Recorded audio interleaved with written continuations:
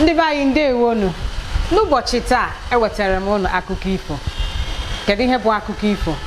Akụkọ ifo bụ nkata a na-akpakọrị iji mee gịnị ka obi dị anyị mma, ka isi anyị na-ajụnata oyi, maka na ihe na-eme n'obodo kịta ọ bụ amụbụ mmadụ ngharị.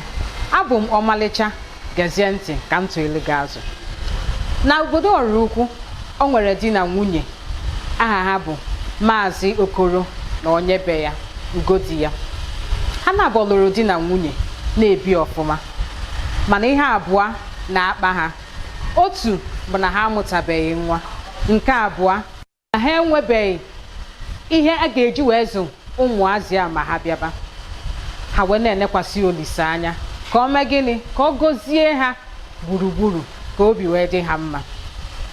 Ka ụbọchị na-aga, Maazị Okoro kpọrọ onye be ya wee sị ya kedu ihe olu, kedu ihe o bu n'obi otu a ga-esi wee gbanwee ọnọdụ ha, maka na ya bụ ọnọdụ mee gịnị, ọ gbara ya agharị. Onye be ya wee sị ya na o nweghị ihe ọzọ ọma na-abụghị ilekwasị Olise anya, maka ọ naanị ya ga-eme ihe niile. Maazị Okoro wee sị ya na nsogbu anọghị ka ha na-aga na ya bụ ubi ka ji na-aga. Maazị Okoro bụkwa na onye ọrụ ugbo, ọ na-akọ ji, na-akọ ihe oriri ndị ọzọ. Ka ụbọchị na-aga, nwa dibịa obodo ahụ wee kpọọ ya wee sị ya jisie ike, maka na aka ya dị ọcha, o nwere obiọma na-enyere ndị mmadụ aka. N'oge eteghị aka na Olise ga-ezute ya. O wee ju ya bụ Maazị Okoro afọ, o wee were ọṅụ nakwuru nwunye ya wee kọrọ ya. Ka ọ kọsịrị nwunye ya kene Olise. Ka chi foro, Maazị Okoro pụwa, nne ya buru oche pụta n'ama be ha wee nọdụ anị wee lelie ya n'igwe wee na-akọsara Olise otu o si wee dị ya n'obi. Ka ọ na-akọsara Olise otu o si dị ya n'obi, o wee gụba egwu a: Olise nye m nwa nye m ego, Olise nye m nwa nye m ego, ka m ga-aghọ m nwa ghọọ m ego, ka m ga-aghọ m nwa ghọọ m ego, mgbe nwa m tolitere ego m ekulie, mgbe nwa m tolitere ego m ekulie, Olise weta nwa weta ego. Ka ya bụ nwunye ya na-agụ ya bụ egwu, anya mmiri ju ya anya. Mgbe ọ gụchara, o buru oche ya mee gịnị, baa.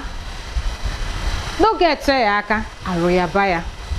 Agakwuru dibịa obodo, o lechaa ya anya, lechaa ya arụ, gwa Maazị Okoro kpọrọ nwunye gị lawa, maka na Olise azago gị ekpere. Maazị Okoro wee mee gịnị, wee nwere ọṅụ kpọrọ onye be ya, ha na-abụ lawa. Ka ọnwa ite naanị gachara, nwunye ya wee mee gịnị, wee mụọ nwa. Ka ọ mụrụ, o wee bụ na n'ezie na Olise gọzie ha, wee kuru ọmarịcha nwata nwaanyị wee kunye ha. Maazị Okoro wee kuru nwa ya kunielie Olise, wee baa ya gịnị, ọlaedo, wee kene Olise si ya na onyinye ọma o nyere ya na ezinụlọ ya n'afọ juru ha.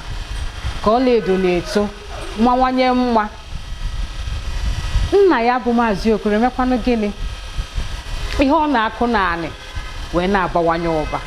O wee bụrụ otu a ka Olise si wee nụ olu ya, nye ya ego, nye ya nwa, o nweghị nke kọnarị ya. N'ụbọchị taa, kedu ebumnobi gị?